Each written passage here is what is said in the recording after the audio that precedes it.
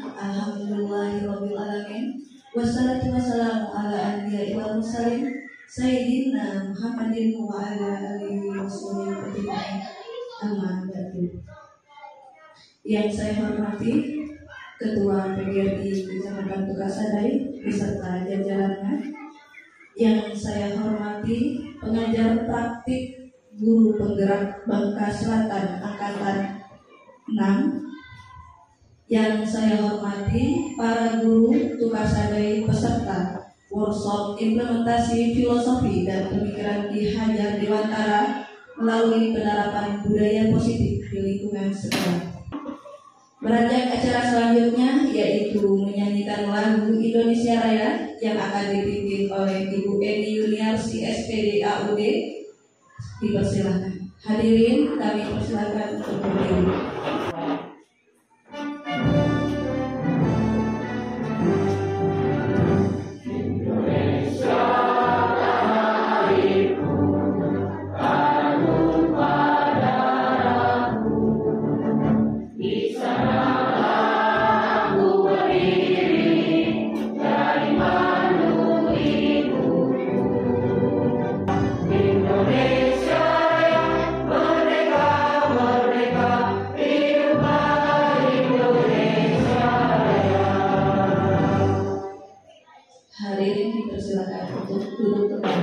Marilah kita mengadakan tangan. Semoga acara ini mendapatkan keridhaan dari Allah Subhanahu wa taala. A'udzubillahi minasyaitonir rajim. Bismillahirrahmanirrahim. Allahumma inna nas'aluka salamatan fid din wa 'afiyatan fil jasad. Acara selanjutnya yaitu sambutan sekaligus pembukaan yang akan dibuka oleh Ketua PGRI Kecamatan Tukassadai, Bapak Mustari SPD. Pada Bapak Mustari, waktu dan tempat silakan.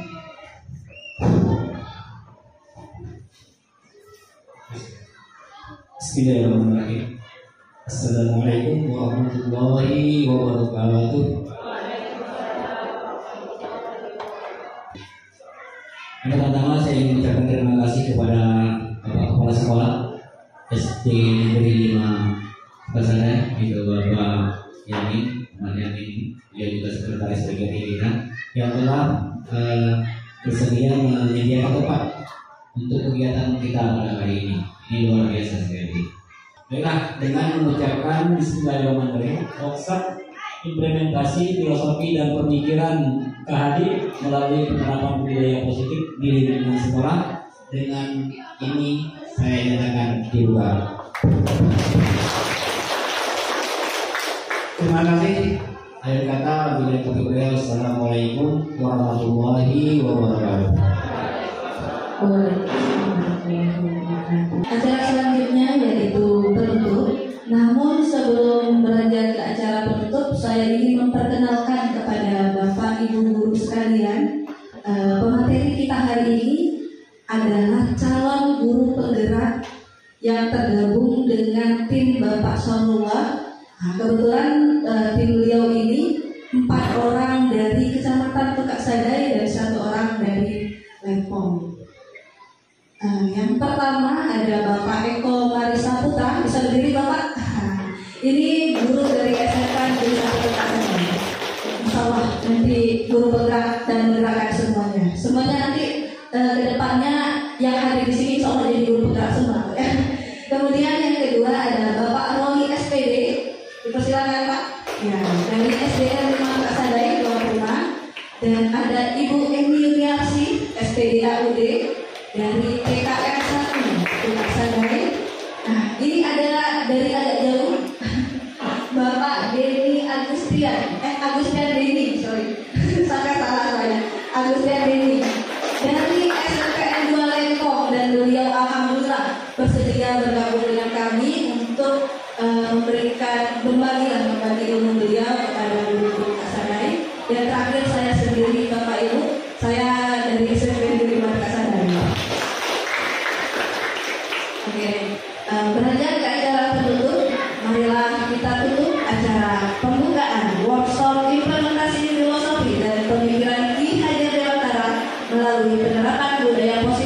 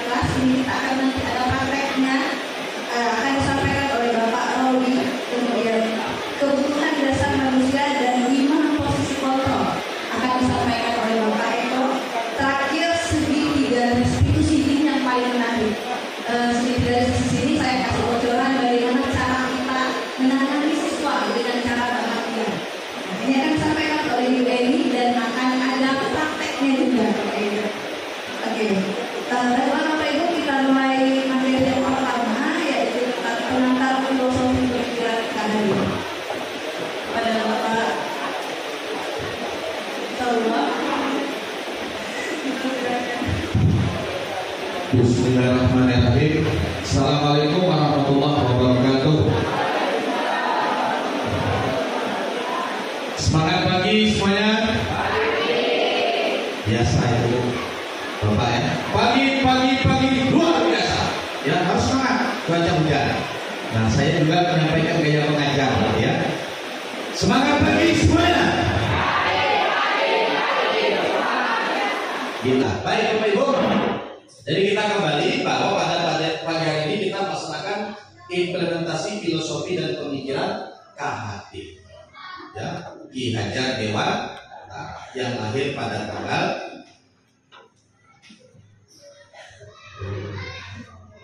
siapa beliau? Tokoh pendidikan. Kapan lahirnya? Berapa? Sebelum November Hari Pahlawan. Ya, bukan. Tanggal berapa KHD lahir? Diperingati sebagai Hari Pendidikan Nasional 2 Mei Bapak Ibu. Oh, dia satu persegi ini.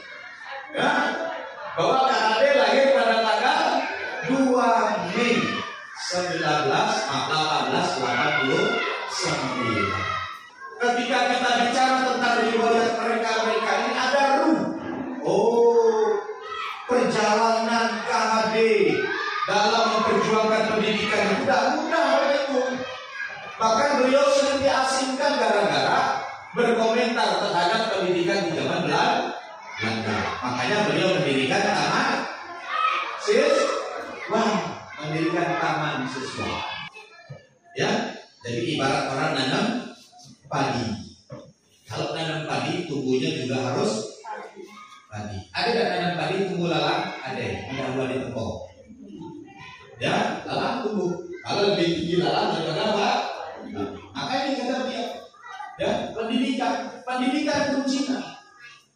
Maka anak-anak yang kita didik ini bukan seperti kertas kosong atau kertas putih yang begini, tetapi mereka sudah ada coretan atau teori lagu masa bukan, tetapi mereka adalah sudah ada bekal.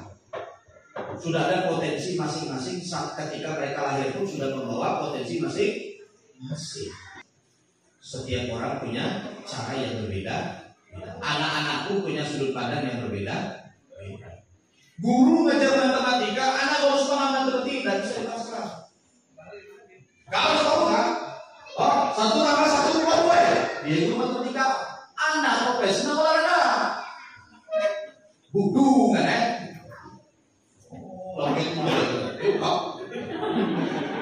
Termasuk profil pelajar Pancasila apa yang pertama? Beriman, bertakwa, dan berakhlak mulia. Paling atas, bukan di nomor 6, tapi nomor 1. Etika, adab, akhlak itu yang pertama. Sehebat apapun guru, kalau adab dan diajarkan dengan anak, maka urusan adab bukan urusan PAI, bukan. Pak bercekilat di kelas, tenang kau. Guru paling adalah, ya.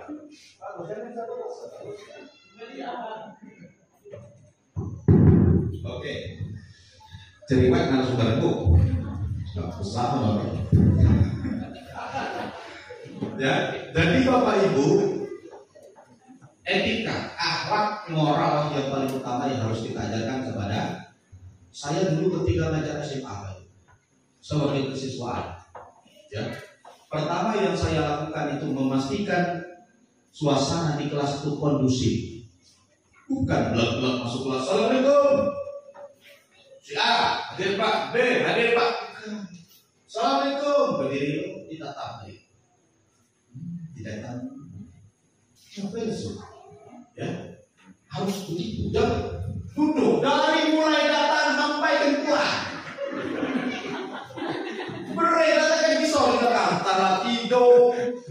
Apa yang diurus? 30 orang. Begitu juga dengan siswa-siswi kita. Mereka punya cara yang berbeda. Maka bahasa kerennya pembelajaran diferensiasi. Ya, nah itu KHD-nya. Menjadikan benih-benih tadi, kalau dia padi tumbuhnya padi.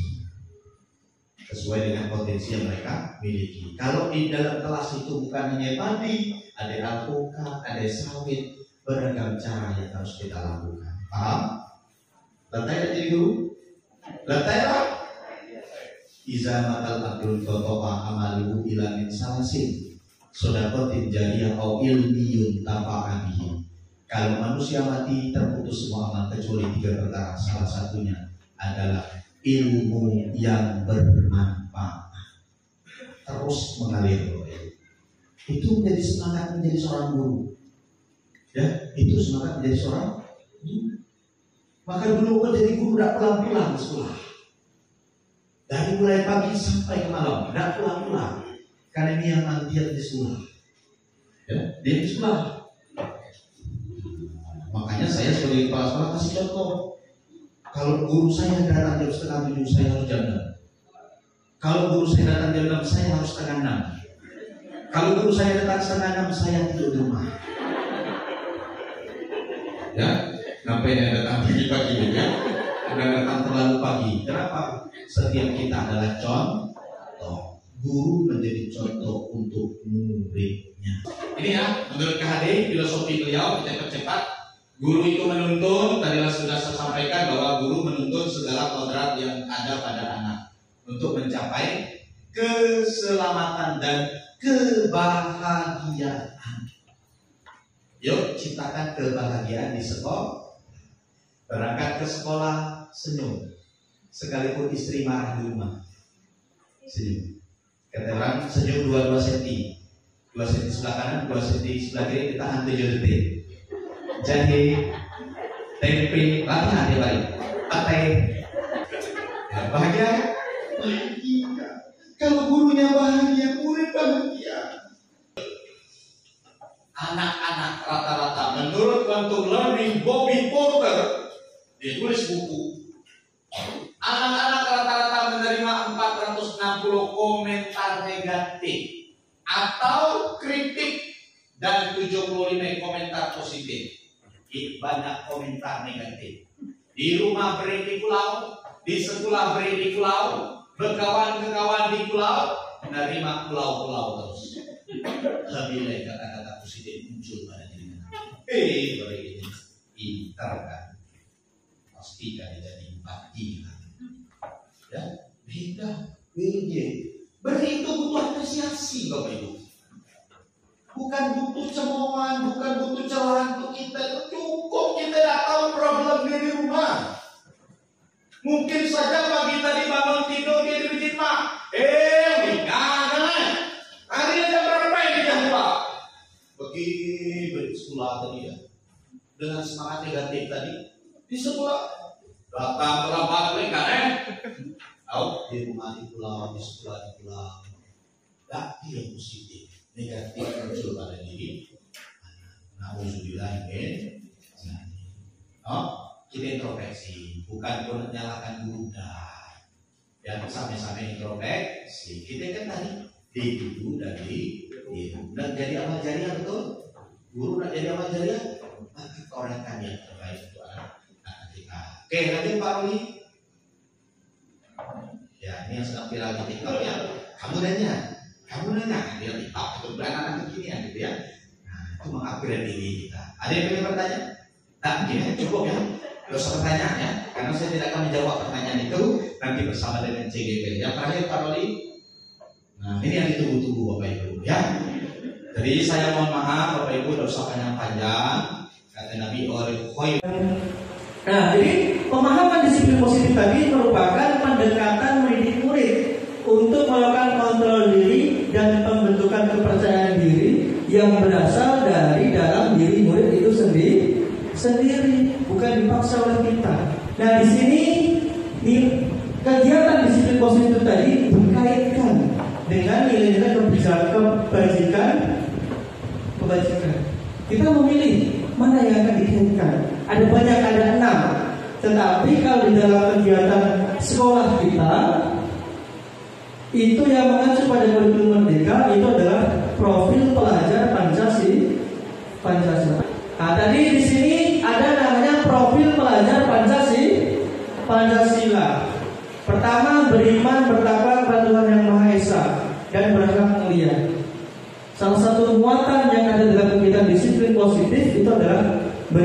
bertakwa kepada Tuhan dan berakhlak mulia. Akhlak beragama, pribadi, manusia, alam, dan bernegara. Tadi kalau di TK tadi mungkin bisa masuk pada akhlak pribadi karena mengerti kedisiplinan untuk datang tepat waktu. Kalau agama ada kegiatan sholat berjamaah di SD atau SMP? SMP ada ya, nah itu juga bisa. Kemudian adalah berbineka global. Jadi kegiatan kita harus mengacu pada hal-hal yang berkaitan dengan mengenal dan menghargai budaya, komunikasi, refleksi, berkeadilan sosial. Itu sudah kita terapkan Bu ya. Sudah kita terapkan di sekolah. Bergotong royong, kreatif, dan kritis mandiri juga seperti itu. Maka tadi ada kreatif, ada benalar kritis. Dibedakan di sini. Kreatif itu menghasilkan gagasan dari apa yang dia proses dari benalar kritis, kemudian mendapatkan hasil sebagai kreatif. Benalar kritis dan kreatif didapat dari mandiri. Orang kalau tidak mandiri tidak bisa dia berpikir dalam kritis, apalagi membuat kreasi, tidak bisa. Kawan saya itu dia berjualan apa namanya? Es apa? Ini itu boleh. Es gulai atas, saya lupa. Baris dokter. Dari dia bersifat mandiri tadi. Dia memikirkan sesuatu yang kemudian dia menalarkan dan menghasilkan suatu hal yang kreatif dan bisa menjadikan nilai jual. Itu yang kita tekankan kepada siswa kita. Nah, kita refleksi Bapak Ibu ya. Materinya sudah habis, karena waktunya juga sudah habis dan kita mungkin ya. Nah, sebagai seorang pendidik, saat Anda perlu hadir suatu pelatihan, motivasi apa yang melindasi tidak Anda? Kira-kira yang mana dari tiga itu? Motivasi yang apa? Kira-kira itu?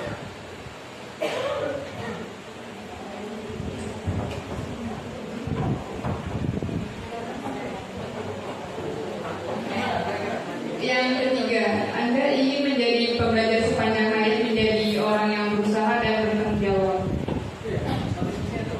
Ada yang lain? Tidak? Bukan karena disuruh kepala sekolah? Bukan. Ada juga? Oh enggak, memang untuk belajar atau untuk dipuji, didengar Anda. Sehingga kita ini harus jadi contoh. Tuh. Jadi kalau awalnya relatif Pak jawaban. Terima kasih Pak. Assalamualaikum warahmatullahi wabarakatuh. Sudah mewakili Bapak Ibu ya. Relatif jawabannya Bu ya. Jadi kita bisa menyesuaikan dengan kondisi, tetapi lama-kelamaan harus jadi kebiasaan yang baik Pak. Ya, nah itulah yang disebut dengan disiplin positif dari diri kita. Habis kita lambat kan, cobalah hari esok ini aku agak pagi berangkat. Nah itu seperti itu. Walaupun tidak ada penghargaan atau suatu aturan yang tertulis di sekolah. Nah, strategi apa yang selama ini Anda terapkan untuk menanamkan disiplin positif pada murid Anda? Bagaimana hasilnya pada perilaku murid Anda? Saya mau yang kira-kira belum tadi. Beliau. Sudahkah menerapkan disiplin positif? Sudah ya, sekolah. Kira-kira apa? Assalamualaikum warahmatullahi wabarakatuh. Saya perwakilan dari SMP Negeri 2 Tegak Sadar. Nama saya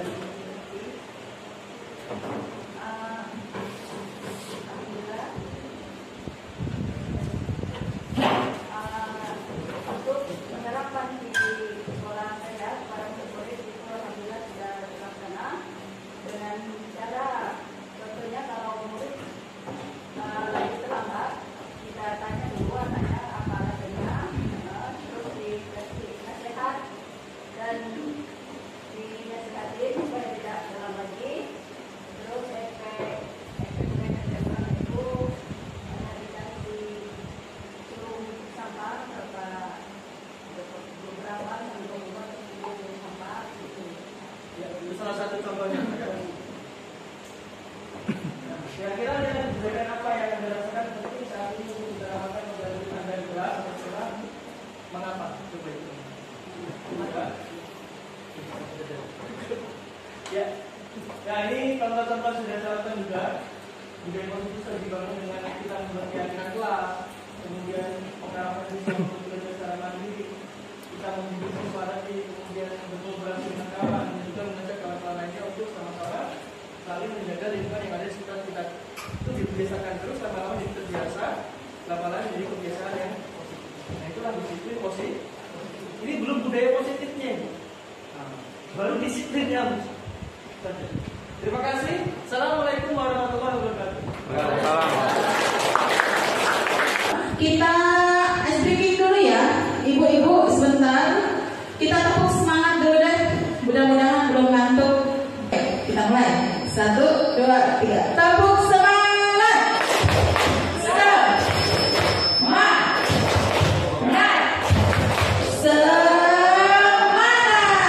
Kalau saya bilang guru hebat, ibu-ibu, bapak-bapak jawab, saya pikir, saya rasa, saya bisa.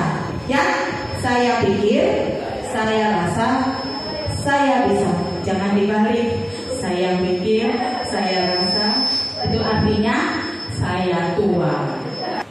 Oke, baiklah Bapak Ibu, izinkan saya memperkenalkan diri terlebih dahulu. Mungkin banyak yang tidak tahu siapa saya. Saya ini termasuk pendatang baru di lingkungan pendidikan. Nama saya Melia Noprianda. Saya lulusan SD Sadang dengan guru saya di sini hadir, Ibu Tita. Kemudian SMP-nya itu di SMP 4 Towari dulunya, sekarang SMPN 1 Sadai. Gurunya kebetulan juga fotonya ada di situ, Pak Mustari. Nah, itu wali kelas saya. Kemudian SMA-nya saya merantau bersama 2 orang teman saya. Satu teman saya ada di sini, kebetulan Ibu Nini sih, itu teman merantau saya di SMA Negeri 1 Semelia. Satu lagi ada Ibu Fatona, sekarang beliau PNS di mana ya? Di Tawali lah intinya ya, di Tawali. Kemudian saya kuliahnya di UIN Syarif Hidayatullah Jakarta, merantau lagi dan saya kembali mengabdi. Kenapa saya kembali? Bukan karena saya tidak punya pekerjaan di Jakarta. Alhamdulillah setelah lulus tahun 2016 Januari itu, sebelum wisuda, saya sudah bekerja di sana. Tetapi dengan ingatan saya akan guru-guru saya, terus janji saya terhadap diri saya sendiri, saya kembali mengabdikan diri di Tukak Sadai dengan motivasinya. Karena sekarang kita akan materinya tentang motivasi. Saya menceritakan kenapa saya ingin menjadi guru. Dan motivasinya itu ada 2 hal yang terjadi pada diri saya selama mengemban pendidikan, Bapak Ibu. Yang pertama, hal yang saya rasakan sangat positif. Yang kedua, hal yang saya rasakan sangat menyakitkan.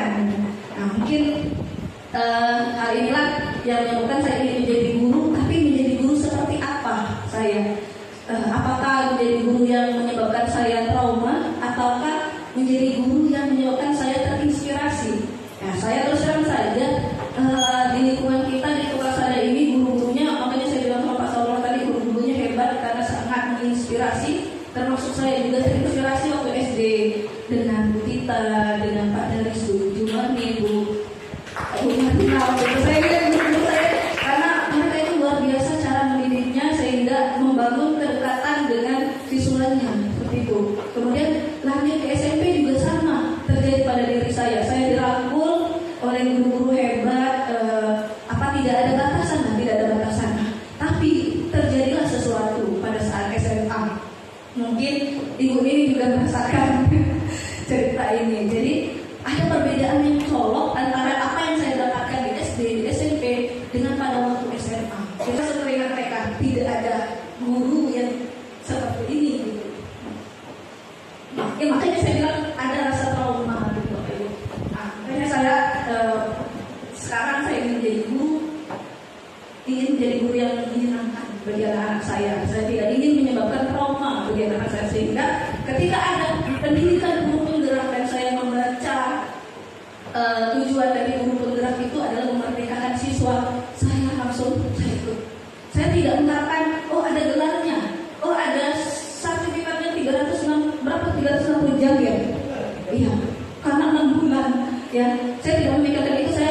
Tujuan saya satu, memperbaiki diri saya. bagaimana saya bisa menjadi guru yang menginspirasi, guru yang menuntun siswa. Itu motivasi saya menjadi guru. Materi kita itu tentang teori motivasi, hukuman, dan penghargaan. Nah, motivasi tadi sudah saya singgung sedikit, kemudian hukuman dan penghargaan mungkin Bapak Ibu guru di depan ini sudah dua-duanya sudah pernah menghukum, mungkin pernah nggak? Pernah ya. Kemudian memberikan penghargaan pernah.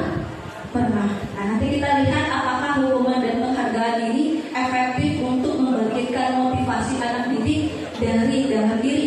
Tadi disinggung materinya Pak Agustian bahwa di teori kontrol itu tadi bahwa kita tidak bisa mengontrol pikiran orang lain.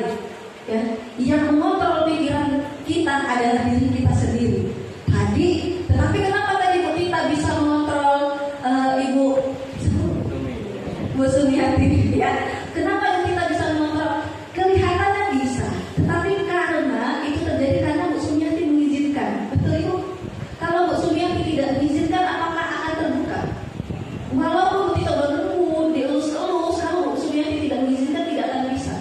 Makanya kita tidak bisa memaksa siswa, tetapi kita bisa menuntun siswa dengan cara tadi, dengan cara pembiasaan pelan-pelan, tidak bisa secara kasar. Kenapa ada capaian kegiatan ini? Kami berharap Bapak Ibu guru yang sudah melakukan hal disiplin positif melanjutkan dan melakukan pengamatan untuk bahan evaluasi. Ketika kita sudah melakukan tetapi kita tidak merefleksi, maka hal yang kurang tidak akan bisa tertutupi. Kemudian bagi Bapak Ibu guru yang belum menerapkan, saya berharap setelah ini ayo kita bangun motivasi yang ngena di hati siswa, yang mereka memiliki keyakinan sendiri, bukan karena saya ingin disanjung sama guru, saya ingin mendapatkan nilai yang bagus, tetapi karena hati nurani mereka seperti itu. Oke, nah Bapak Ibu, ini ada 3 motivasi menurut Diane Gosser di dalam bukunya Restriction School Discipline. 3 motivasi perilaku manusia. Kadang-kadang kita melakukan itu sambil kita merefleksikan diri Bapak Ibu ya, sambil mengingat kehidupan kita sebelum ini gitu. Yang pertama itu motivasinya untuk menghindari ketidaknyamanan atau hubungan. Motivasinya eksternal Bapak Ibu. Motivasinya ini termasuk eksternal. Yang kedua, di atas hukuman, ini ada penghargaan. Di atas sedikit hukuman ada penghargaan. Biasanya pertanyaan yang muncul, apa yang akan saya dapatkan kalau saya melakukan ini? Nah, itu motivasi eksternal juga yang tidak lengkap pada dirinya sendiri. Yang ketiga, ini yang disebutkan guru-guru kita tadi, yang menjadi orang yang mereka inginkan dan menghargai diri sendiri dengan nilai-nilai yang mereka percaya. Nah, jadi inilah motivasi yang paling atas, motivasi internal, motivasi terkuat, motivasi yang akan selalu dikenang sepanjang hayat sampai menutup mata. Sama seperti kejadian saya tadi, kenapa saya mau menjadi guru? Saya terinspirasi dengan guru-guru saya. Kenapa saya ingin menjadi guru seperti mereka? Karena saya tidak ingin anak-anak didik saya merasakan apa yang saya rasakan. Oke, Bapak Ibu, dari tadi kita ngomong, dengerin. Nah, sekarang kita menulis, Bapak Ibu. Kita refleksikan diri, dan saya harap dalam merefleksikan diri dalam menulis ini, Bapak Ibu guru jujur dengan kejadian sebelumnya, karena saya meyakini guru terbaik adalah pengalaman. Bentar.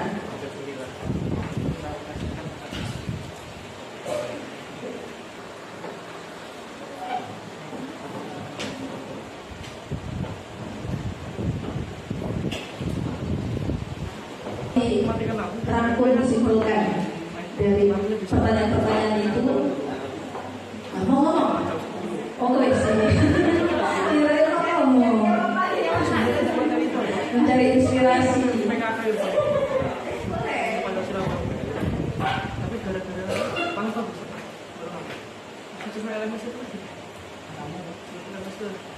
Bismillahirrahmanirrahim. Assalamualaikum warahmatullahi wabarakatuh. Terima kasih atas waktunya Bu Melia. Di sini saya Madati sebagai perwakilan dari SMP 1 Tubak Sadai. Terus yang terakhir, strategi apa yang selama ini Anda terapkan untuk menanamkan disiplin positif pada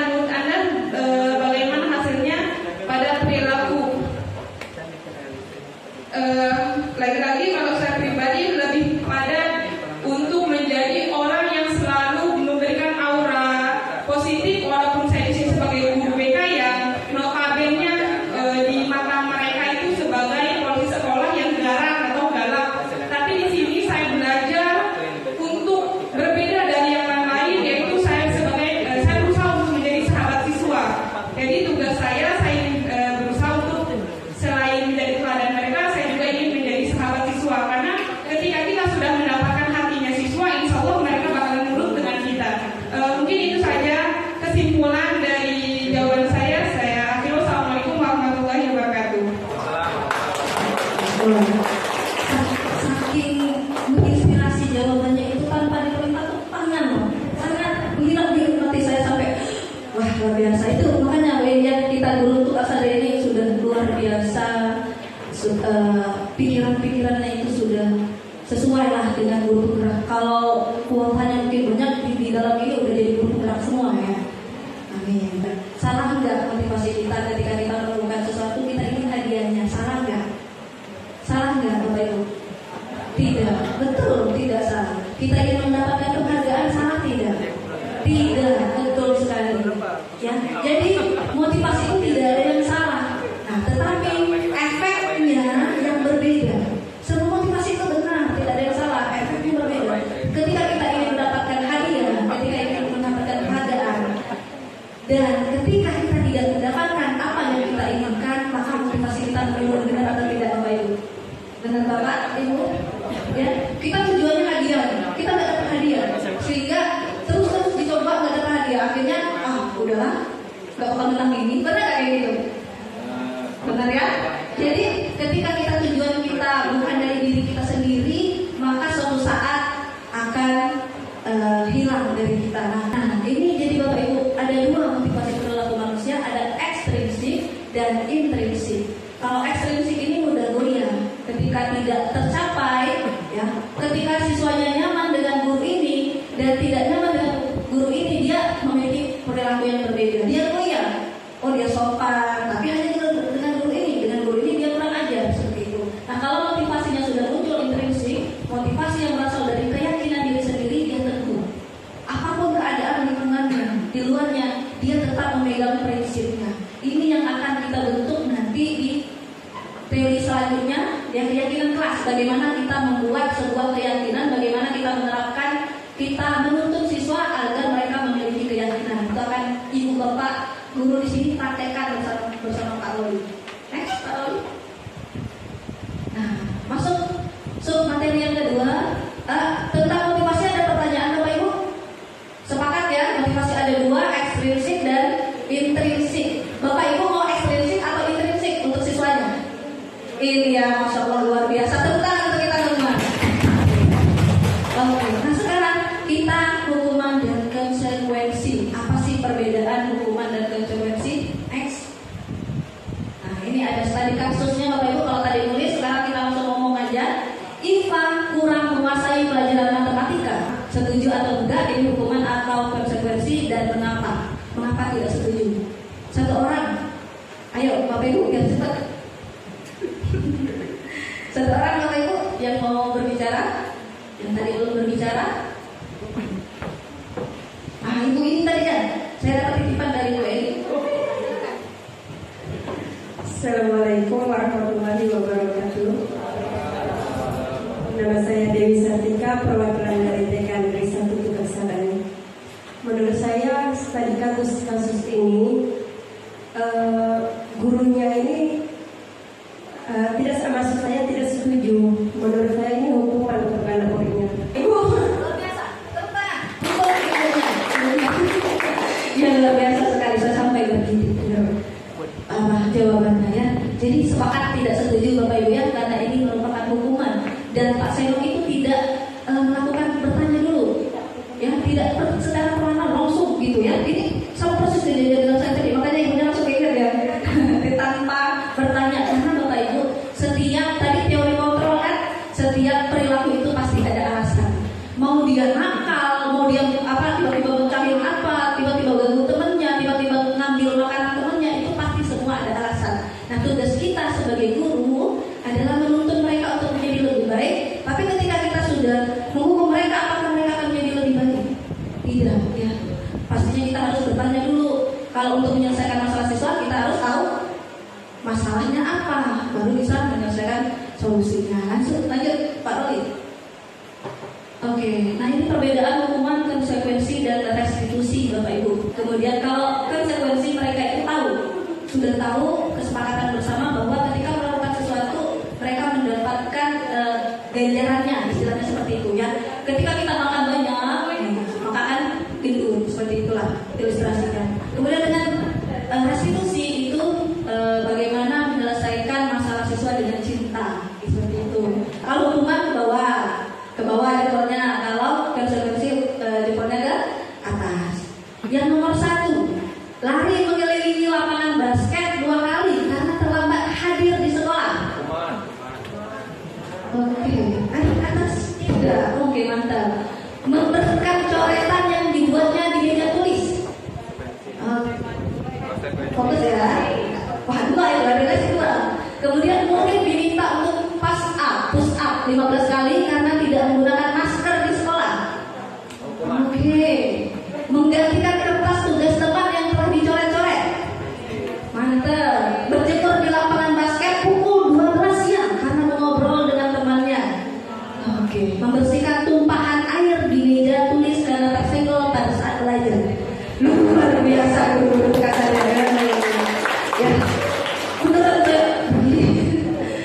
pasti murid-muridnya itu bahagia di tempat Bapak Ibu mengajar pada saat masuk.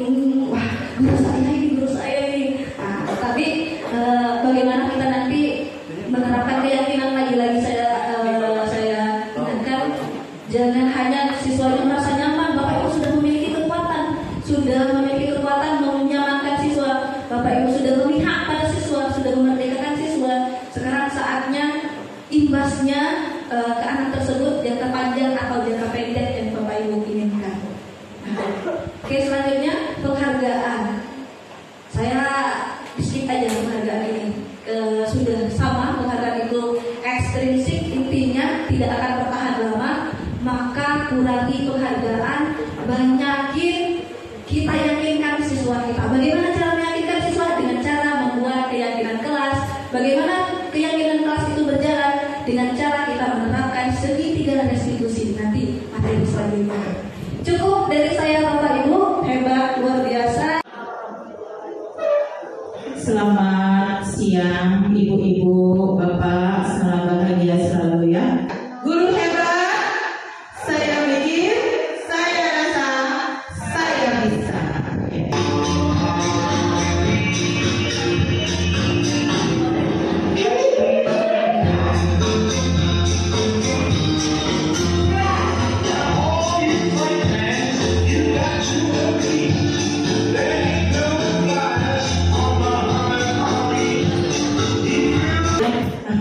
Lumayan. Lanjut Bu. Baik, untuk menyingkat waktu kita akan mulai untuk materi selanjutnya, yaitu keyakinan kelas. Kepada Bapak Ali, persilakan. Assalamualaikum warahmatullahi wabarakatuh. Sebelum ke materi, saya akan memperkenalkan diri terlebih dahulu. Jadi perkenalkan, nama saya Roy, biasa dipanggil Ruli. Pak Ruli kalau anak-anak di sini kadang manggilnya Pak Ruli. Kebetulan tempat tugasnya di SD Negeri 5 Pertanda di sini. Baru kurang lebih setahun lebih ya di zaman ibu saya bertugas di sini. Kelahirannya Pongo, domisilinya tempat tinggal sekarang di Lempar Pongo. Jadi langsung saja untuk materi ini, mungkin sedikit materinya, tetapi kita akan adakan kegiatan praktek nanti. Nah, jadi budaya positif tadi juga sudah disampaikan oleh rekan-rekan kami yang hebat tadi, ada Bu Melia, ada Pak Agustian. Jadi budaya positif itu adalah nilai-nilai keyakinan dan kebiasaan di sekolah yang berpihak pada murid. Mungkin di sini Bapak Ibu sudah pernah ya, sudah sering juga melakukan di sekolah. Jadi peran kita sebagai guru di sini sangat dominan. Jadi peran kita sebagai guru sangat dominan untuk menciptakan budaya positif di sekolah. Tetapi di sini lebih spesifiknya kita akan membahas tentang keyakinan kelas nanti. Ya, jadi keyakinan kelas dalam penanganan budaya positif di sekolah. Nah, keyakinan kelas ini sangat efektif Bapak Ibu. Bisa kita terapkan dalam penanganan budaya positif. Seperti sejalan dengan pemikiran ataupun filosofi Ki Hajar Dewantara, bahwasanya pendidikan itu adalah menuntut segala kodrat yang ada pada anak-anak, baik itu kodrat alam maupun kodrat zaman, sehingga mereka akan lebih bersemangat setinggi-tingginya sebagai manusia maupun sebagai anggota masyarakat. Jadi bisa kita terapkan keyakinan kelas. Mungkin Bapak Ibu sudah pernah menerapkan di kelasnya masing-masing? Ada yang sudah pernah? Keyakinan kelas. Keyakinan kelas itu kurang lebih seperti kesepakatan kelas. Seperti kalau dulunya aturan ya, lebih ke tata tertib sekolah. Cuman di sini kita akan lebih bahasanya dirubah.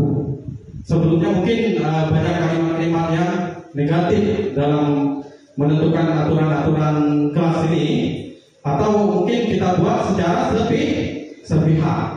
Nah, di sini untuk keyakinan kelas kita lebih melibatkan partisipasi peserta didik kita dalam menentukan seperti apa kelas-kelas yang mereka inginkan, yang mereka impikan, sehingga mereka lebih bersemangat dalam kegiatan pembelajaran. Ya, ada pun tujuan keyakinan kelas. Yang pertama, menciptakan pembelajaran yang berpihak kepada peserta didik, karena itu bisa menanamkan motivasi secara intrinsik kepada mereka. Seperti yang disampaikan oleh dosen, bahwasanya keyakinan kelas itu akan memotivasi peserta didik kita secara intrinsik dari dalam, sehingga mereka lebih bertanggung jawab untuk melaksanakan keyakinan kelas tersebut daripada sekedar mentaati peraturan-peraturan yang kita buat secara sepihak. Nah, ada pun langkah-langkah dalam membuat keyakinan kelas. Jadi ada beberapa langkah yang bisa kita lakukan dalam menentukan keyakinan kelas. Yang pertama, siswa dan guru berdiskusi keyakinan kelas yang dibuat di awal semester. Jadi di sini kita adakan diskusi dengan peserta didik kita. Kita ajak mereka bersama-sama merencanakan keyakinan kelas yang kita buat di awal semester. Bagusnya dibuat di awal semester agar bisa kita terapkan pada semester yang berjalan nantinya. Ya, selanjutnya untuk langkah yang kedua, setiap siswa mencatat keyakinan kelas yang ingin diterapkan di kelasnya. Jadi kita berikan kesempatan kepada mereka. Apa keyakinan kelas biasanya kita sampaikan kepada mereka? Misalnya, saya ingin di kelas ini adanya saling menghargai antar sesama, baik itu siswa dengan siswa maupun dengan guru. Nah, untuk itu mereka silakan dituliskan. Selain itu apa lagi misalnya? Untuk langkah yang keempat, yang terakhir tidak banyak ya materinya, mungkin karena kita nanti akan masuk praktekan saja. Jadi setelah kita menentukan keyakinan tadi, sudah dikelompokkan, sudah ada nilai-nilai yang telah diterapkan dari mereka, kelas impiannya. Selanjutnya kita membaca keyakinan kelas yang sudah selesai dibuat, dan kita tempatkan di posisi mana yang bisa dilihat oleh semua peserta didik, sehingga mereka pun akan melaksanakannya dengan penuh tanggung jawab. Nah, di sini saya sudah mempraktekkan juga. Ini ada contohnya keyakinan kelas yang sudah saya buat. Nah, ini ya sudah ditempelkan buatnya. Ya. Jadi di sini ada nilai-nilai yang sudah ya. Nah, jadi untuk selanjutnya kita akan mempraktekkan langsung berkelompok ya. Secara berkelompok untuk menentukan keyakinan kelas. Jadi nilai-nilainya silakan ditulis kelas harapannya seperti apa. Jadi boleh di sini saya kelompokkan menjadi berapa kelompok? Ya, untuk 4 kelompok saja ya. Sebelumnya jadi untuk pengelompokan ini silakan Bapak Ibu nanti dari sini ya, dari yang ujung do re mi fa ya, tapi sempat balik lagi do ya. Nah, boleh dimulai dari Ibu do.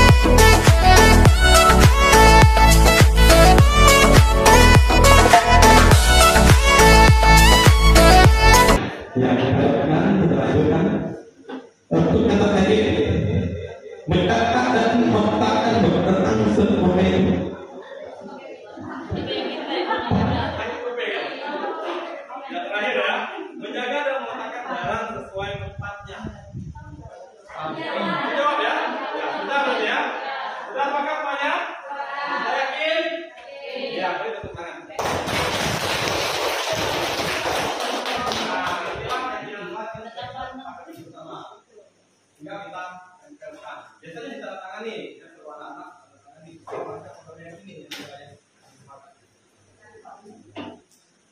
mungkin kita untuk yang terakhir kita akan memperbaiki video ya, bagus kan?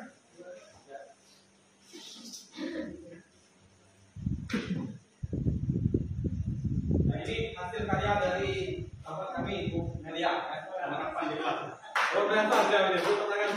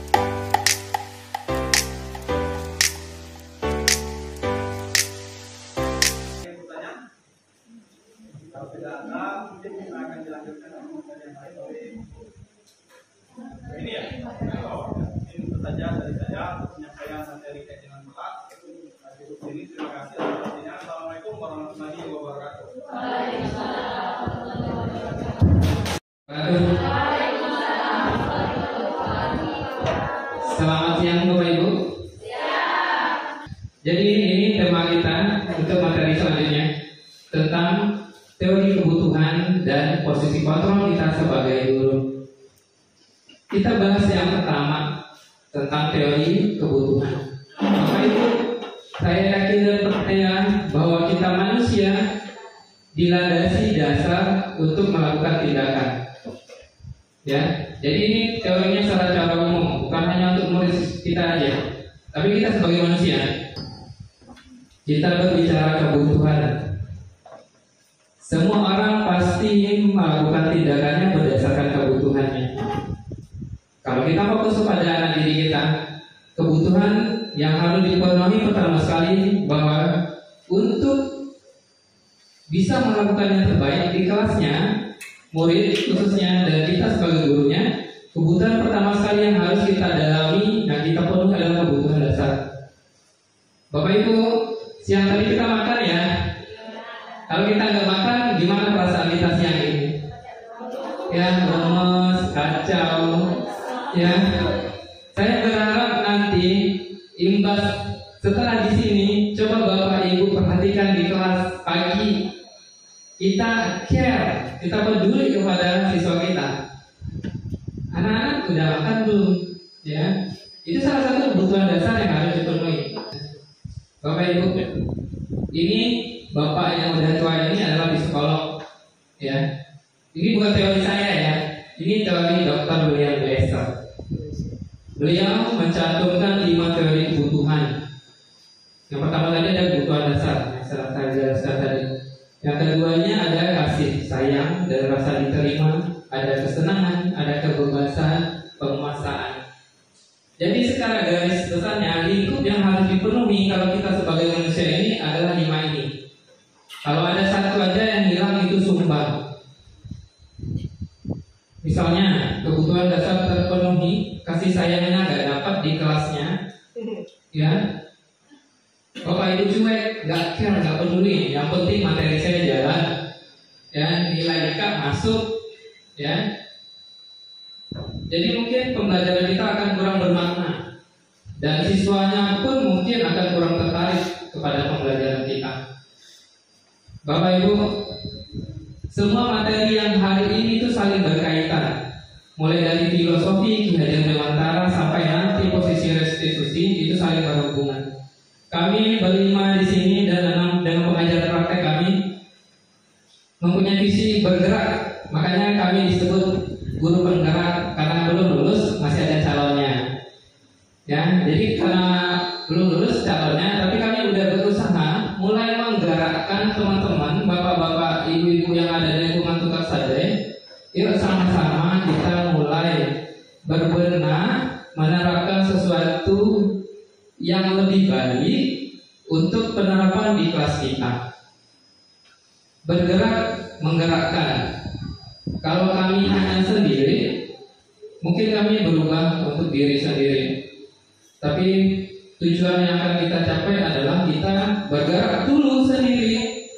Dan nanti teman-teman ikut, lingkungan sekolah yang bergerak, ada SMA, ada SD, TK PAUD. Insya Allah kalau udah sekolahnya ikut bergerak satu-satu, perasaan kasih sayang nggak diterima. Bapak Ibu mungkin ada yang pernah pengalaman siswa-siswinya kata orang berkat itu minta alot ya. Minta alot itu ada sesuatu kebutuhannya yang belum terpenuhi. Mungkin rasa sayang di rumah atau di kelas yang belum terpenuhi. Mereka mencoba mencari pemenuhannya di kelas dengan Bapak Ibu sebagai gurunya.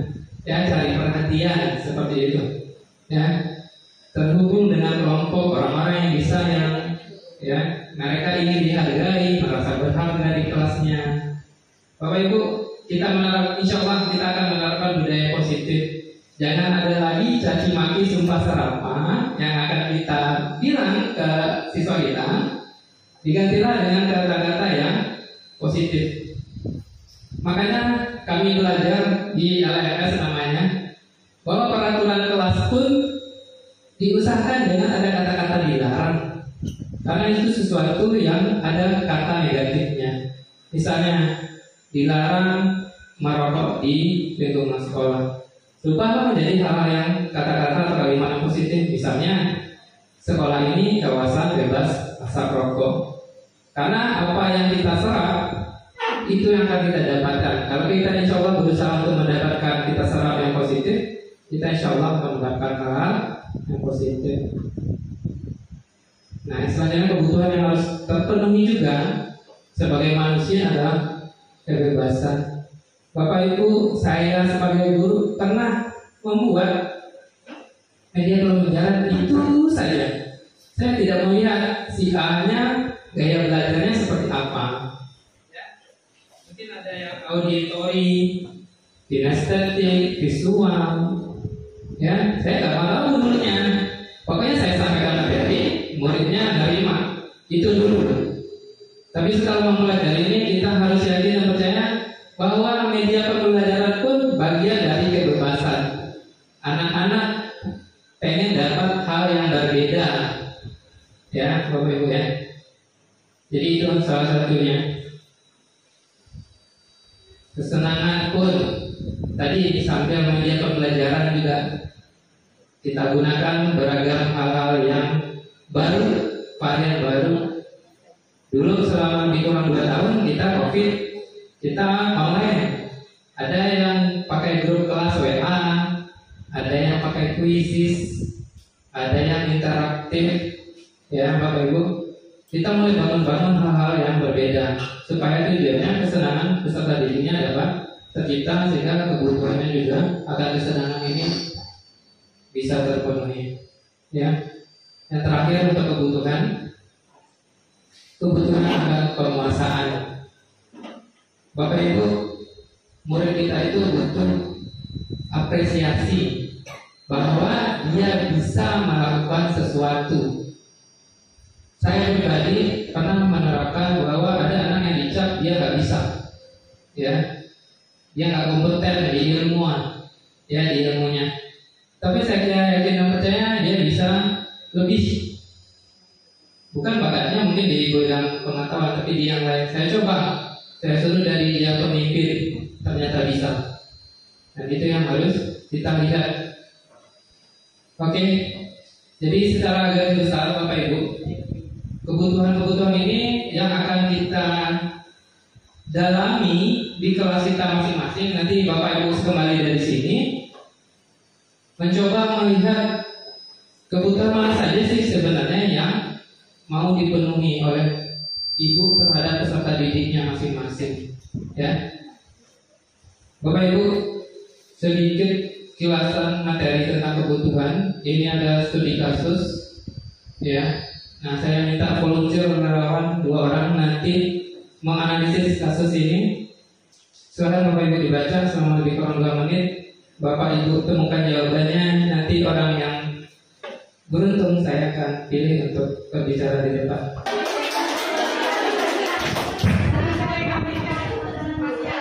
Baiklah Bapak Ibu, kalau saya seandainya ya, kalau dari kelompok kami menjadi Ibu Amar, hal yang pertama kami lakukan adalah memanggil Doni. Jadi memanggil, bertanya apa alasan sehingga dia melakukan itu. Kemudian kalau menurut pendapat kami, apa kira-kira alasan Doni melakukan hal itu? Mungkin kebutuhan dasarnya kurang. Jadi dia merasa kelaparan sehingga akhirnya dia mengambil secara paksa. Atau juga dia kurang kasih sayang sehingga dia mencari perhatian terhadap gurunya. Jadi ketika dipanggil kan artinya dia dipedulikan oleh guru tersebut, oleh wali kelasnya. Mungkin itu saja Bapak Ibu. Saya akhiri. Assalamualaikum warahmatullahi wabarakatuh. Oke, terima kasih Bu Ramayati. Jadi ada 2 hal yang menurut Ibu Ramayati akan dipenuhi, ya, kebutuhan dasar terhadap makanannya dan kasih sayang, ya Bu. Jadi mulai dari sekarang coba Bapak Ibu lihat kebutuhan apa sih sebenarnya yang belum terpenuhi sehingga mereka melakukan tindakan-tindakan yang menurut kita itu nakal, ya. Karena pasti ada motivasinya. Setiap peserta didik kita melakukan hal-hal yang di luar tidak menurut keinginan kita. Ya Bapak Ibu, mungkin itu dari kebutuhan. Kita lanjut ke posisi kontrol. Nah, posisi kontrol ini kita fungsinya sebagai guru. Jadi ada 5 Bapak Ibu ya. Ini pun pasti telah kita lakukan di kelas kita masing-masing. Ya, ada posisi kontrol penghukum, ada posisi kontrol pembuat merasa bersalah, ada posisi kontrol sebagai teman, posisi kontrol sebagai pemantau, dan posisi kontrol sebagai manajer. Untuk meningkatkan pemahaman kita apa saja sih dan seperti apa posisi kontrol ini, kita akan melihat video berikut. Di sana ada contoh kasus yang dilakukan dengan semua posisi kontrolnya. Oke Bu Men, silakan kita lihat video 5 posisi kontrol kita sebagai guru.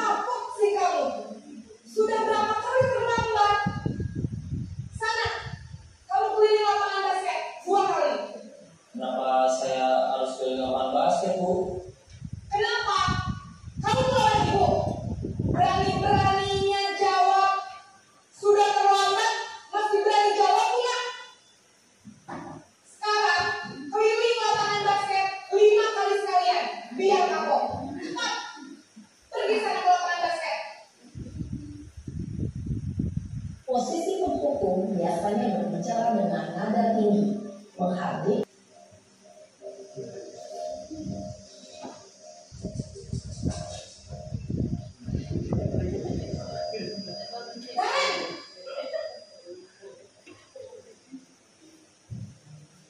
Selamat pagi Bu.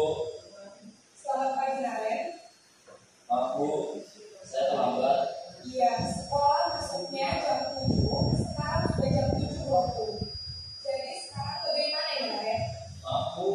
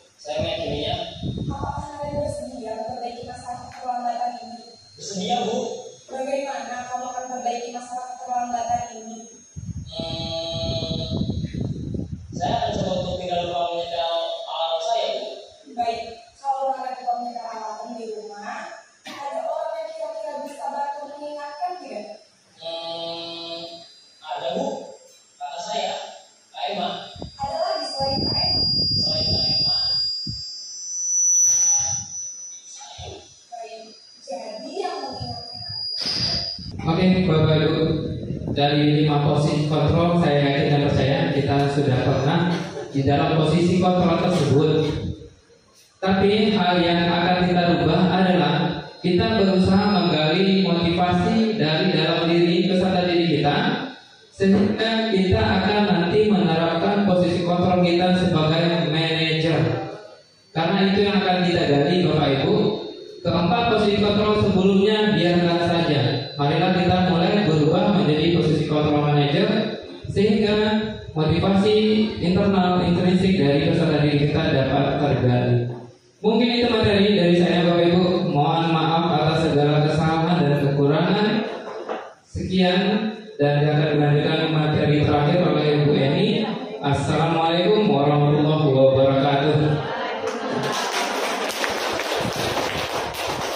Materi terakhir ini adalah materi segitiga restitusi.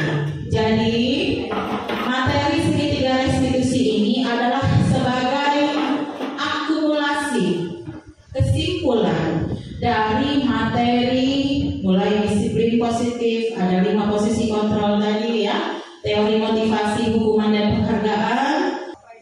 Nah, ini kami dengan Bapak pengajar praktik kami waktu rakortek kemarin ya di Salmarina. Nah ini ada Pak Roli, ada Pak Eko, saya sendiri Bu Melia dengan Pak Agus. Ya. Lanjut Pak, jangan ngambok Pak.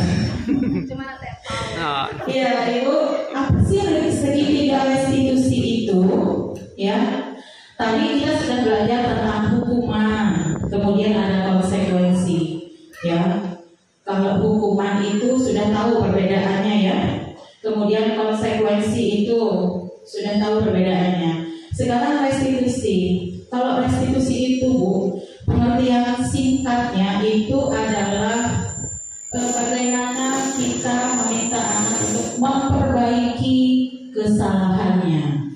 Ya, selama ini kalau anak bersalah sudah diomel lalu pergi, besoknya anak berbuat lagi. Ini bagaimana anak merasa tersentuh dengan cara kita, ya. Bagaimana anak merasa tersentuh dengan cara kita, ngasih tahu ke mereka bagaimana agar mereka memperbaiki kesalahannya. Jadi segitiga restitusi adalah suatu proses dialog yang dijalankan oleh guru atau orang tua agar dapat menghasilkan murid yang mandiri dan bertanggung jawab. Jadi ini tidak saja bisa diterapkan di sekolah oleh guru, tetapi juga untuk anak-anak di rumah, mulai dari anak usia dini hingga anak yang sudah beranjak dewasa. Ya, proses dialog ini terdiri atas 3 langkah yang digambarkan pada ketiga sisi segitiga restitusi. Nah, ya. Nah, Bu, segitiga restitusi ini seperti ini ya. Jadi langkah-langkahnya ketika kita menemukan anak berbuat salah, ya, langkah pertama yang harus kita lakukan adalah menstabilkan identitasnya terlebih dahulu. Coba bandingkan dengan ketika dia berbuat salah langsung dibilang berkali-kali, gitulah masih yang kecil.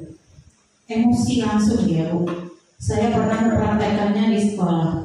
Setelah saya mengetahui segitiga restitusi ini Bu ya, beberapa hari kemarin, tidak usah disebut emaknya, yang jelas dia guru SMK. Anaknya tidak mau ikut pelajaran, ganggu kawannya sampai kawannya nangis. Pas ditegur, nganggu terus dari tadi ya. Kata dia. Astagfirullahaladzim. Ternyata benar. Saya harus segera menerapkan segitiga restitusi ini dengan bahasa kita sendiri. Tidak mungkin pula Bu, saya dengan anak TK-nya Bu. Nah, setiap orang pasti pernah melakukan kesalahan.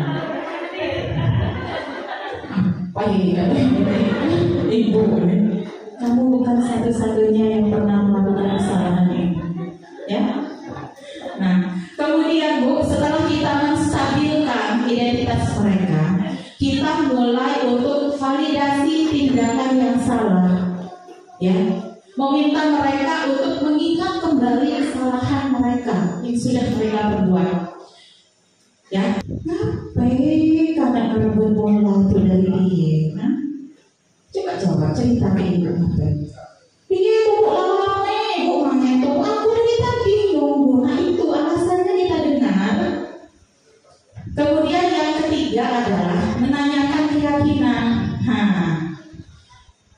Tapi harus ada dulu keyakinan kelasnya. Setelah ini tugas ibu di sekolah masing-masing di kelasnya buatlah keyakinan, ya kan? Sepakati dengan murid. Keyakinan kelas apa yang sudah kita sepakati, ya kan? Misalnya di kelas TK, karena saya ngajar TK, saya sudah pernah bikin keyakinan kelas, misalnya main bergantian atau yang main bergantian ya. Nah, ketika dia rebutan bola, kita tanyakan, keyakinan kelas yang mana yang sudah kita sepakati? Keyakinan kelas apa? Itu Bu ya. Saya sudah bikin keyakinan kelas di kelas saya. Ada 8 keyakinan kelas itu. Ya, bukan dari mereka semua. Kalau anak-anak TK kan harus dibantu supaya kelas bersih. Kita harus apa? Disapu. Nah, kita bikin bahasanya dengan bahasa kalimat yang positif itu seperti apa. Jadi sudah ada 8 keyakinan kelas. Jadi sekarang Bu, kalau mereka misalnya berdoa tuh main-main, ada yang sambil makan ikan pinggang, kan? Ada yang sambil apa gitu. Habis keyakinan nomor 2 sudah hafal. Anak TK belum bisa membaca, tapi mereka membaca simbol. Buatlah orang tengah berdoa, tulis sebelahnya. Berdoa dengan sikap yang baik. Habis keyakinan nomor 2. Nah apa? Kami kirimkan ke grup mak-maknya yang ngajarin anaknya di rumah. Keyakinan kelas B2 setiap pagi Bu, kami hafalkan itu. Jadi akhirnya mereka hafal. Lanjut Pak.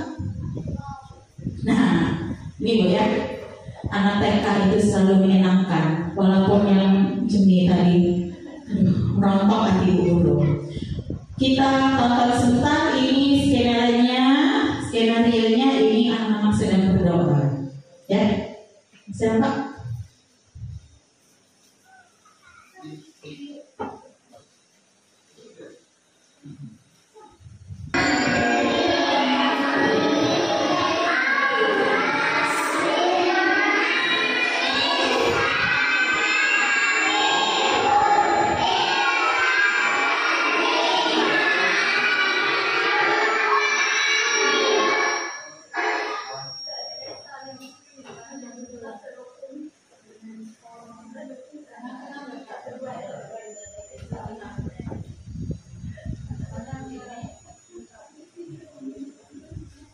Itu tadi mereka sedang berdoa. Nah, ini kasusnya. Tadi dapat dilihat ya Bu, ada anak yang sedang gigit-gigit ikan pinggang. Itu tidak direkayasa. Jadi kasusnya adalah Hafiz. Nih, kenal gini. Hafiz adalah anak yang ceria dan aktif. Namun ketika berdoa, Hafiz hanya diam dan perhatikan teman-temannya yang sedang berdoa saja.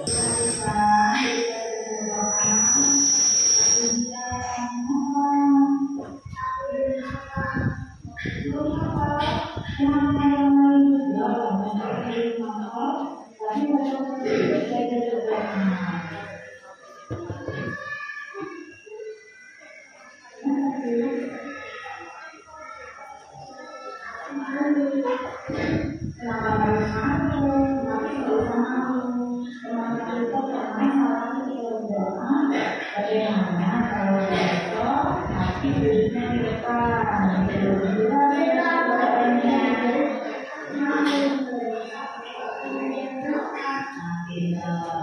kalau kita doa dengan sungguh-sungguh, kita akan bisa lihat.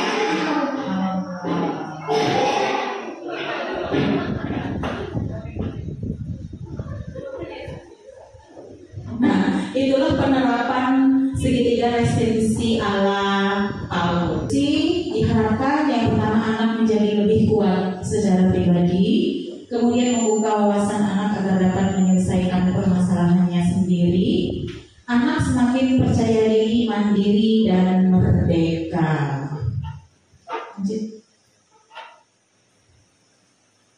Nah, sekarang sudah jam 15.15 ya. Kita ada sedikit praktek. Ini kita nanti akan buat kelompok berjenjang. Jadi PAUD karena pasti masalahnya berbeda ya. PAUD, kemudian SD sendiri, SMP dengan SMK. Ya, silakan Ibu. Ini kasusnya dulu. Tentukan kasusnya. Kemudian tentukan siapa yang menjadi guru, siapa yang menjadi anak.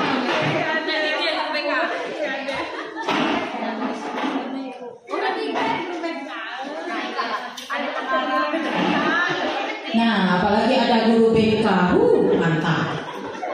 Kalau guru-guru PAUD jadi guru BK setiap hari ya. Iya, guru BK, tugas-tugas sihan, suster, babysitter. Oke. Silakan tentukan dulu kasusnya, kemudian siapa pemerannya.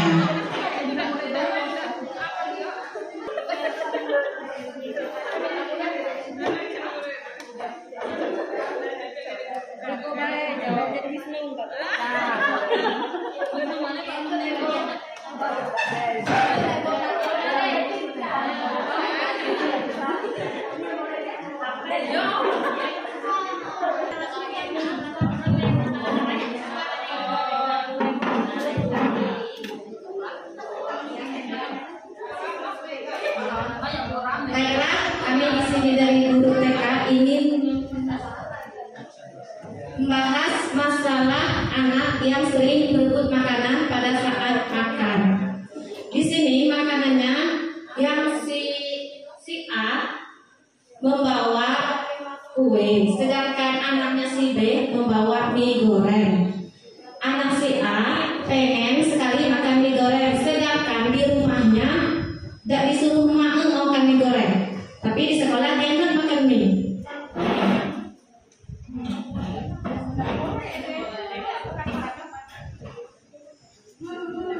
Nah, apa yang Kak Cendil berebut apa ya?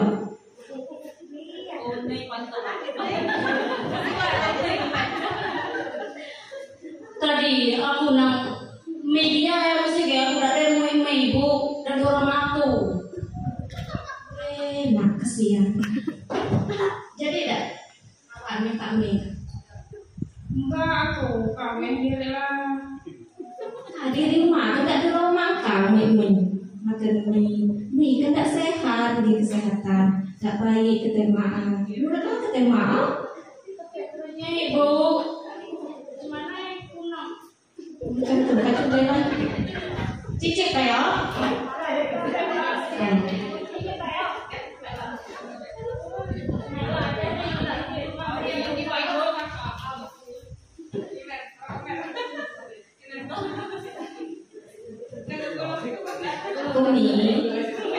Kalau makanan terlalu jangan main rebut baik, diminta. Coba ini ngomong baik-baik ke kawan, pasti kawan beri. Mika, aku minta Mika, jadi dah.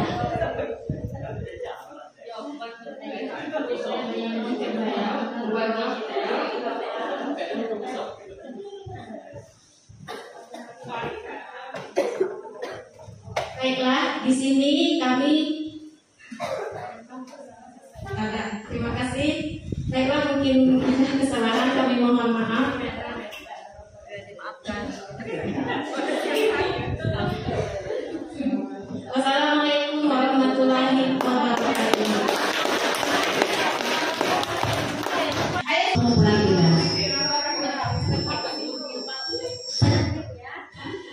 Ibu Pandir I Sugianto untuk memberikan tugas. Saya tadi semalam tidur ada lu main game bu. Seru banget. Ngantuk pakai tidak ada buat. Sayang, ibu juga suka lo main game. Kalau di handphone ini memang banyak ya, menarik sekali ya. Iya bu. Menarik sekali. Dari handphone ini juga awalnya ini dari orang yang hebat loh. Iya bu. Ya kan, penemu game itu orang yang berpendidikan. Awalnya juga dia sekolah seperti kita, tapi dia juga tidak pernah lupa waktu. Mau seperti mereka? Mau. Kan banyak kan yang di video ini, aplikasi di sini, ini penciptanya orang-orang hebat. Mereka awalnya dari belajar. Mau seperti mereka? Mau. Benar. Iya bu. Dari Iis yang sudah dari Iis yang sekiranya apa yang bisa Iis lakukan supaya nanti Iis bisa mengerjakan PM-nya terus dengan baik.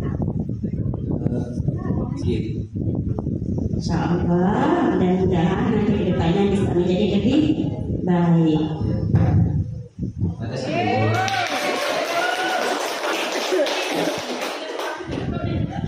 Baik, terima kasih.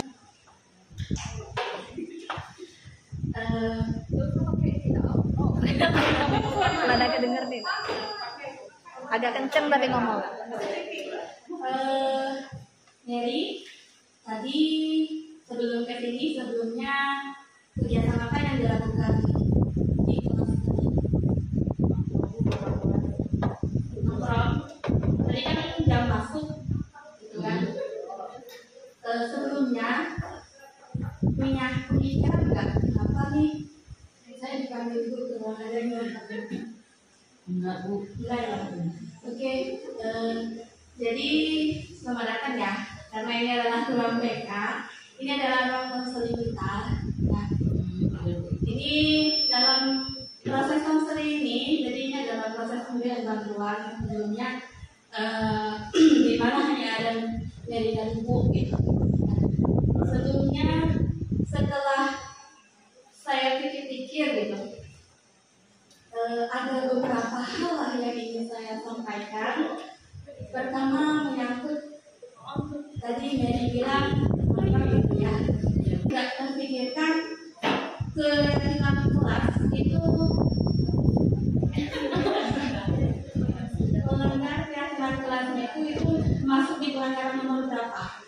Nomor 2 bu. Nomor 2. Jadi di sini bisa kita perbaiki kira-kira yang nomor 2 tadi. Insya Allah bisa. Oke, kalau bisa kita coba ya Nak ya. Oke, makasih. Silahkan masuk ke kelas kembali. Terima kasih Bu. Melanggar gitu ya. Keyakinan nomor 2 bu. Nah, sama dengan yang SD tadi, tapi kalau untuk yang TK itu sudah menunjukkan restitusi juga, namun tidak lengkap. Tidak apa-apa, karena kasusnya berbeda. Kasusnya tidak sekompleks SD dengan jenjang menengah dan atas. Ya, demikian ya Bapak dan Ibu. Mudah-mudahan materi segitiga restitusi ini dapat diterapkan secepatnya di sekolah masing-masing. Namun syarat yang pertama adalah kita harus mempunyai keyakinan kelas dulu. Mulailah besok semangat bikin keyakinan kelas bersama anak-anak. Baik Ibu, Bapak, terima kasih atas perhatiannya. Pada Allah saya mohon ampun. Wabillahi taufiq wal hidayah. Wassalamualaikum warahmatullahi wabarakatuh.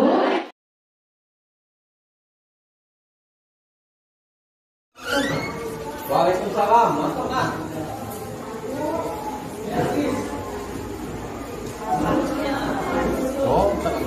nak? Nah, bangun kesiangan. Oh ya, silakan dulu ya.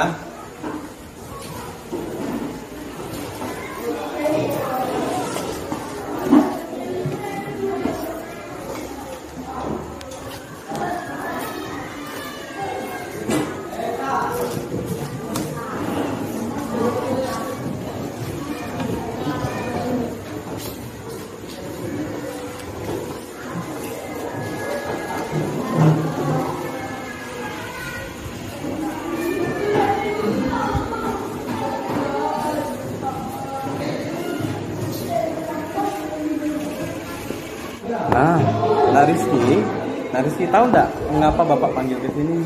Tahu Pak, karena datang terlambat. Iya. Nah, menurut Nak Rizky, datang terlambat itu apakah merupakan kesalahan? Iya Pak, terlambat itu adalah kesalahan. Bapak juga dulu pernah melakukan kesalahan seperti itu. Nah, sekarang baiklah kita selesaikan masalah ini secara bersama. Iya Pak. Kamu tentu punya alasan mengapa datang terlambat, Nak Rizky. Tadi malam saya kasihkan menonton televisi Pak. Iya. Jadi saya berkata. Ibu kamu tidak marah, Nak? Tidak Pak. Memang menonton televisi sampai larut malam itu memang asik, Nak. Tetapi itu bisa merugikan diri kamu sendiri. Apakah kamu masih ingat keyakinan kelas yang kita buat di awal semester kemarin? Mana Rizky sebutkan keyakinan kelas kita? Datang tepat waktu. Iya. Kelas. Nah, Nak Rizky tahu apakah keyakinan kelas itu harus dilaksanakan, Nak Rizky? Iya Pak. Nah, sekarang apa yang Nak Rizky akan lakukan agar bisa melaksanakan keyakinan kelas kita dengan baik, Nak Rizky? Saya tidak akan menonton televisi hingga larut malam lagi Pak. Iya. Supaya datang ke sekolah tepat waktu. Iya, bagus. Nah, Bapak harap Nak Rizky tidak mengulangi lagi kesalahan ini ya, Nak Rizky ya. Iya, terima kasih Nak Rizky atas kerjasamanya.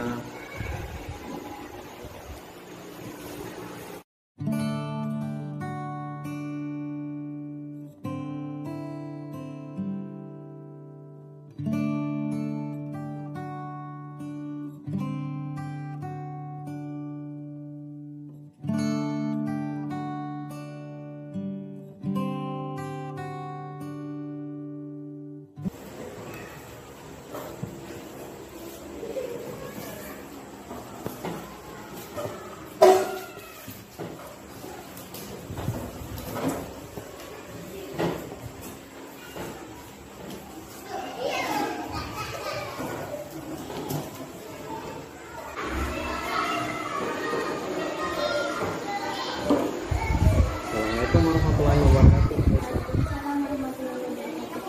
Apa kabar? Baik.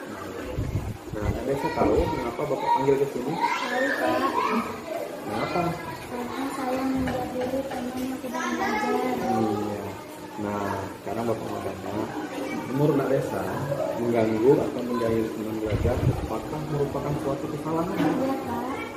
Nah, Nak Desa, sewaktu SD, Bapak juga pernah melakukan kesalahan seperti itu, Nak. Mari kita selesaikan masalah ini secara bersama-sama. Iya Pak.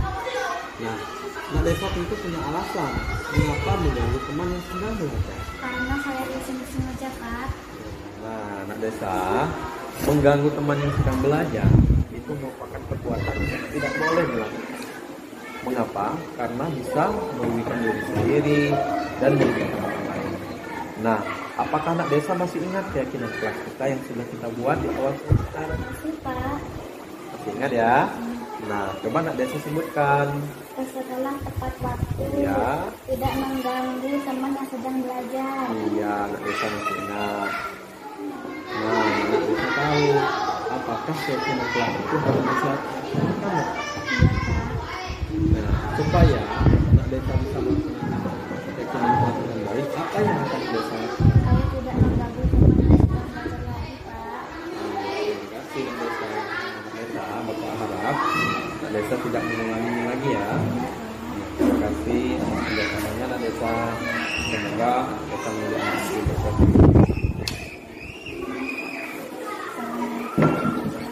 Waalaikumsalam.